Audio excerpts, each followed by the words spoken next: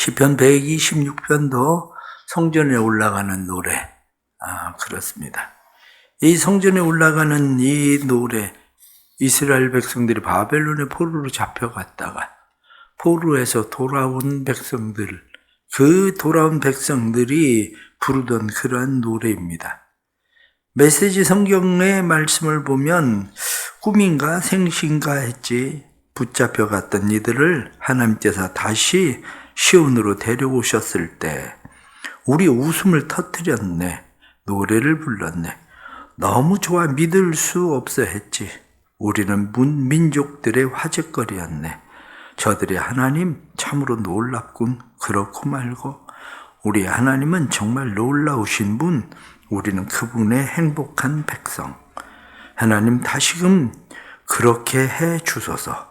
가뭄에 찌든 우리 삶에 단비를 내려 주소서.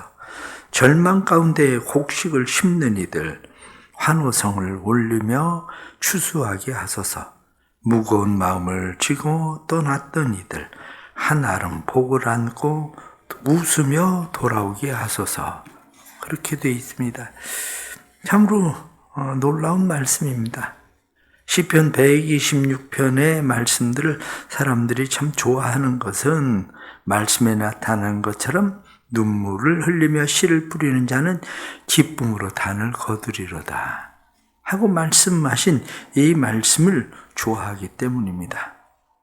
오늘 성경에 나타나는 이 말씀, 울며 씨를 뿌린다 이렇게 말할 때 울지 않고는 한 발자국도 앞으로 나아갈 수 없는 상황, 그렇게 이야기하기도 합니다. 울지 않고는 한 발자국도 앞으로 나아갈 수 없는 그런 상황.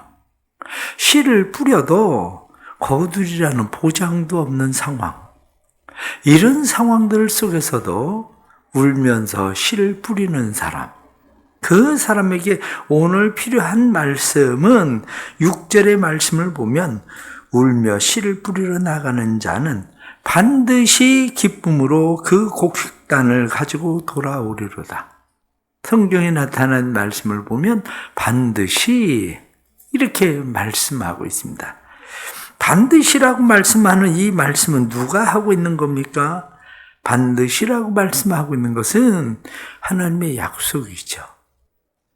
우리가 신앙생활을 한다는 게 뭐냐? 이렇게 이야기하면 신앙생활은 하나님의 약속을 믿고 살아가는 것을 신앙생활이라고 말합니다. 상황은 울지 않고는 한 발자국도 앞으로 나아갈 수 없는 상황이어도 씨를 뿌려도 거둘 수 있으리라는 보장이 없어도 반드시라고 말씀하신 하나님의 약속을 믿고 그 약속을 기대하고 살아가는 것, 그것을 바로 우리는 신앙생활이라고 그렇게 이야기하죠. 1절에서부터 3절까지에 나타난 말씀을 보면 하나님께서 정말 놀랍고 큰 일을 행하셨습니다. 하나님 우리는 좋아서 어쩔 줄 몰라 하는 상황입니다. 그러나 4절부터 다시 말씀을 보면 여호와여 우리의 포로를 남방신네들 같이 돌려보내소서. 성경은 그렇게 말씀하고 있죠. 하나님, 바벨론에 포로 되어진 남은 사람들, 그 사람들을 다시 돌려보내 주십시오. 그리고 말하고 있는 거죠. 우리가 예레미야에 나타나는 말씀, 예레미야 25장 11절 말씀 보면 이 모든 땅이 폐허가 되어 놀랄 일이 될 것이며 이 민족들은 70년 동안 바벨론의 왕을 섬기리라. 25장 12절 말씀에도 여호와의 말씀이니라 70년이 끝나면 내가 바벨론의 왕과 그의 나라와 갈대아인의 땅을 그 죄악으로 말미암아 벌하여 영원히 폐허가 되게 하리라. 그렇게 말씀합니다. 그러면서 예레미야 29장 10절 말씀은 여호와께서 이같이 말씀하신다. 바벨론에서 70년이 차면 내가 너희를 돌보고 나의 선한 말을 너희에게 성취하여 너희를 이곳으로 돌아오게 하리라. 그래서 예레미야는 하나님의 약속의 말씀을 믿고 예레미야는 땅을 삽니다. 70년이 차서 돌아올 거다 이렇게 이야기하면 자신은 땅을 사는 일하고는 아무 상관도 없습니다. 왜냐하면 자기가 그때까지 살아있을 것도 아닌데. 그런데 예레미야가 왜 땅을 삽니까? 반드시 돌아올 거다 하고 약속하신 하나님의 약속의 말씀을 믿었기 때문에 예레미야는 땅을 사고 그 땅을 산 문서를 보관해 놓죠. 왜냐? 하나님의 말씀은 이렇게 이루어질 거다. 다니엘서 9장 2절 말씀을 보면 곧 그 통치 원년에 나 다니엘이 책을 통해 여호와의 말씀으로 선지자 예레미야에게 알려주신 그 연수를 깨달았나니 곧 예루살렘의 황폐함이 70년 만에 그치리라. 사실은 예레미야의 예언의 말씀들은 계속 그때부터 예언의 말씀들은 찾는데 사람들은 잊어버리고 있었어요. 그들은 자기 생각을 가지고 그래 얼마 있지 않으면 7년이 차면 회복이 될 거다. 다시 돌아갈 거다. 그런데 7년이 아니라 10년, 20년, 30년 이렇게 지나가기 시작을 하니까 사람들은 하나님의 약속의 말씀을 잊어버렸어요.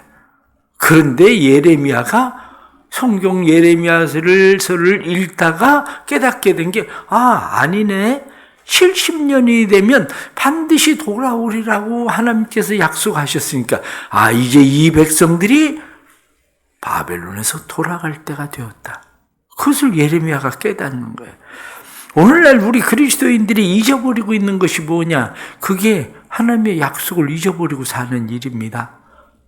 하나님은 분명히 성경에 우리에게 약속을 하고 계시는데 하나님의 약속을 잊어버리고 살아요. 까마득하게 잊어버립니다. 언제 우리가 그런 이야기를 들은 적이 있나? 이렇게 생각을 하고 우리는 살아갑니다. 그런데 오늘 성경이 우리에게 분명하게 말씀을 하고 있는 것이 뭐냐? 하나님의 약속을 기억해라. 하나님의 약속을 기대하라. 그러면 하나님이 일하실 거다. 이렇게 말씀하고 있는 거죠. 그래서 그들이 다시 4절부터 6절에 나타나는 말씀처럼 하나님 다시 남방의 시내가 흐르는 것처럼 이 남방의 시내가 흐른다고 말하고 있는 것은 우기 때가 되면 비가 많이 오면서 시내가 넘쳐 흘러가는 것처럼 그걸 누가 막겠습니까? 막을 수가 없는 것처럼 하나님 이스라엘 백성들 다시 바벨론 포로되어졌던 사람들이 다시 또 그들도 돌아오게 해주십시오. 이렇게 하나님 앞에 기도했더니 538년에 1차 바벨론 포로가 귀환하게 됩니다. 그리고 나서 458년에 2차 바벨론 포로가 다시 또 귀환합니다. 그리고 444년에 3차 바벨론 포로가 또다시 귀환하게 되죠. 하나님 앞에 기도했더니 반드시 돌아올 것이다. 기쁨의 단을 가지고 곡식단을 가지고 돌아오리라 하고 말씀하신 대로 돌아오게 되는 일이 일어나죠. 그것은 이미 성경에 우리에게 말씀하고 있는 것이 에스겔 36장에 나타난 말씀을 보면 에스겔 선지자가 그렇게 이야기합니다. 하나님께서 황폐한 이 땅을, 이 성읍을 다시 건설하실 것이다. 이 땅을 황폐하게 만드실 이 땅에 하나님께서 다시 사람을 심으실 것이다. 그리고 에스겔 선지자가 이야기합니다. 그러면서 에스겔 36장 37절 말씀 보면 여호와께서 이같이 말씀하셨느니라. 그래도 이스라엘 족속이 이같이 자기에게 이루어 주시기를 내게 구하여야 할지라. 내가 그들의 수요를 양떼같이 많아지게 하리라. 하나님의 약속입니다. 약속이 있는데 그래도 구하여야 할지라. 이렇게 말씀한 것처럼 성경 그래도 기도해야 된다? 그래도 하나님 앞에 구해야 된다? 이렇게 말하는 거죠. 때로는 사람들은 그런 생각을 합니다. 하나님이 이미 약속을 하셨는데 우리가 굳이 구해야 될 필요가 있을까? 왜? 하나님이 약속하셨으니까 하나님 알아서 그때가 되면 그것을 이루시는 하나님이신데 우리가 굳이 약속 하나님이 하셨음에도 불구하고 그걸 자꾸 땡깡을 부리듯이 때를 쓰듯이 하나님 앞에 구해야 될 필요가 있나? 이렇게 생각하지만 성경은 우리에게 그렇게 말씀하고 있지 않다는 거죠. 하나님의 약속에 대해서 성경은 우리에게 말씀할 때에 마치 과부의 간청처럼 기도하다가 낙심하지 말아야 할지니, 기도할 때에 악한 재판장에게 과부가 억울한 일을 만났습니다. 나를 도와주세요. 그리고 계속 그 재판장에게 나아가서 구했더니 그 재판장이 그 이야기를 들어주었다는 거예요. 뿐만 아니라 밤중에 친구가 찾아왔는데 자기의 옆집에 가서 문을 두드리고 이야기를 합니다. 밤중에 친구가 왔는데 내가 떡이 없다. 그런데 오랜 여행 가운데 온 친구가 먹을 것이 없다. 그러니 떡 남은 것이 있으면 좀 줘라. 그들이 이야기합니다. 이미 우린 잠자리에 들었다. 그래도 이야기하기를 그래도 우리에게 떡을 달라. 그랬더니 떡을 준다는 이야기가 성경에 나오죠. 이러한 말씀들이 다 우리에게 무엇을 이야기합니까? 그럼에도 불구하고 기도해라. 그럼에도 불구하고 하나님이 약속하셨음에도 불구하고 기도해라. 성경은 우리에게 그렇게 말씀을 해주고 있는 거죠. 그러기에 우리는 오늘 성경에 나타난 말씀을 보면서 다시 하나님 앞에 기도해야 된다는 사실에 대해서 믿음을 가지고 또 새롭게 시작을 해야 됩니다. 그러면 오늘 성경에 나타나는 말씀에 우리가 메시지 성경을 제가 시작할 때 읽었었던 그런 말씀을 보면 하나님 다시금 그렇게 해 주소서. 가뭄에 찌든 우리의 삶에 단비를 내려주소서. 절망 가운데 곡식을 심은 이들 환호성을 올리며 추수하게 하소서. 무거운 마음을 지니고 떠났던 이들 한아름 복을 안고 웃으며 돌아오게 하소서. 이렇게 말한 것처럼 우리의 삶에 중요한 것은 지금 우리는 무엇에 포로되어져 있습니까? 내가 포로되어져 있는 것이 무엇인가에 대한 이 의식이죠. 나는 영적으로 무엇에 포로되어져 있나? 내 삶의 환경들은 무엇에 포로되어져 있나? 그런데 그 일을 내가 스스로 해결할 수 있을까? 바로 이 문제죠.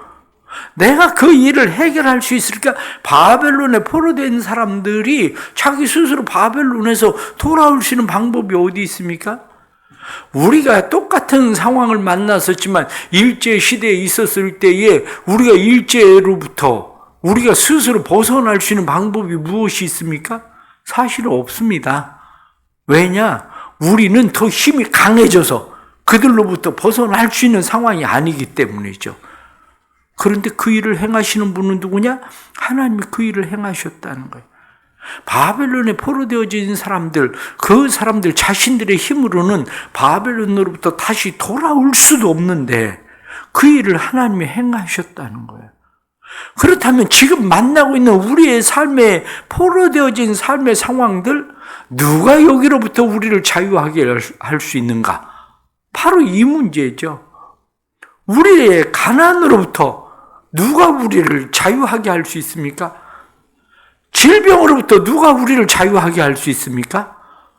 우리의 삶의 억눌림으로부터 누가 우리를 자유하게 하고, 마음의 근심이나 걱정이나 염려나 불안이나 두려움으로부터 누가 자유하게 할 수 있습니까? 내가 자유할 것 같았으면 지난밤 잠 못 이루는 밤이 우리에게는 없었을 겁니다. 내가 걱정하지 않으면 되지. 내가 두려워하지 않으면 되지. 그런데 왜 지난밤에 밤을 새워야 됩니까? 내 마음대로 안 되니까. 걱정도 염려도 두려움도 불안도 초조도 내가 아무리 내려놓고 싶어도 내가 그것으로부터 벗어나고 싶어도 벗어날 수가 없으니까. 가난은 어떻습니까? 우리의 가난의 상황도 내가 벗어날 수 있다고 생각을 하십니까? 그렇지가 않습니다. 이미 벗어날 수 있을 것 같았으면 우리는 벌써 벗어날 수 있었을 겁니다. 왜냐? 그것으로부터 벗어날 수 있는 힘을 가지고 없었기 때문에 빚은 점점 늘어나고 심지어는 파산 선고를 해도 우리의 삶의 상황에서 우리가 벗어날 수 없으니까, 이자도 감당할 수가 없으니까 우리는 스스로 그 삶의 상황 속에서 어찌할 줄 모르는 거예요. 건강은 어떻습니까? 내가 그렇게 열심히 노력해서 벗어날 수 있었을 것 같았으면 더 잘 먹고 더 건강했겠죠. 그런데 내 힘과 내 노력으로 벗어날 수 없는, 이미 내 육체의 리듬이 깨져버렸거든요. 리듬이라고 하는 것은 그렇습니다. 한번 리듬이 깨지면 그 리듬을 복원시키고 리듬을 회복시킨다는 일은 그렇게 쉽지 않다는 거예요. 리듬이 복원시키고 리듬이 회복되려면 한마디로 이야기해서 멈춤이 일어나야 리듬이 회복되는 거예요, 다시. 그런데 멈추었을 때에 다시 움직이게 할 수 있는 힘, 그게 있어야 새로운 움직임이 시작되는데, 한번 깨진 리듬이 내가 멈추면 누가 그걸 다시 움직이게 합니까? 하나님밖에는 그것을 다시 움직이게 할 수 있는 분이 없는 겁니다. 그런데 우리는 늘 살아가면서 그것을 잘 모르는 거죠. 그것을 보고 우리는 뭐라고 이야기하느냐? 위기의식이 없는 거다. 이렇게 얘기해요. 지금 내가 살아가고 있는 이 삶의 지금 현실, 오늘 성경에 나타난 말씀처럼 우리를 위하여 큰 일을 행하셨다. 하나님이 우리를 위하여 큰 일을 행하셨는데 우리는 그 일을 내가 할 수 있는 것처럼 여전히 착각하고 살아가고 있는 거죠. 그러나 실제 그 위기를 벗어날 수 있게 하는 것은 내가 하는 것이 아니라 하나님께서 하시는 일이다. 그럼 우리는 아무것도 하지 않고 가만히 있으면 되는 거냐? 그러나 오늘 성경 본문이 그렇게 말씀하고 있는 겁니다. 오늘 성경 본문에 나타난 말씀이 울지 않고는 한 발자국도 앞으로 나아갈 수 없는 상황, 씨를 뿌려도 거둘 수 있으리라는 보장도 없는 상황, 그래도 울며 씨를 뿌려라.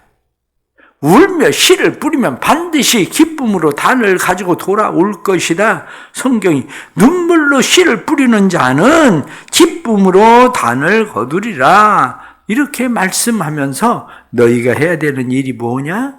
울며 씨를 뿌려라. 그렇게 말씀하는 거죠. 오늘 나타나는 말씀을 보면서 결론적으로 말씀을 드리면 그렇습니다. 성경은 사람이 무엇으로 심든지 심은 대로 거둔다. 고린도후서 9장 6절부터 나타난 말씀은 적게 심은 자는 적게 거두고 많이 심는 자는 많이 거둔다. 성경이 그렇게 말씀합니다.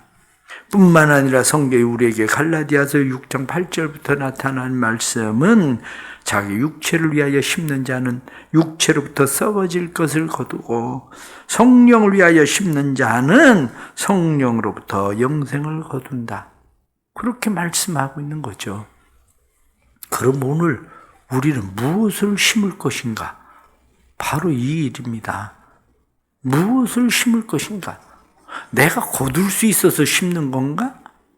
예수님도 제자들에게 이야기하기를 벌써 추수할 때가 되었다.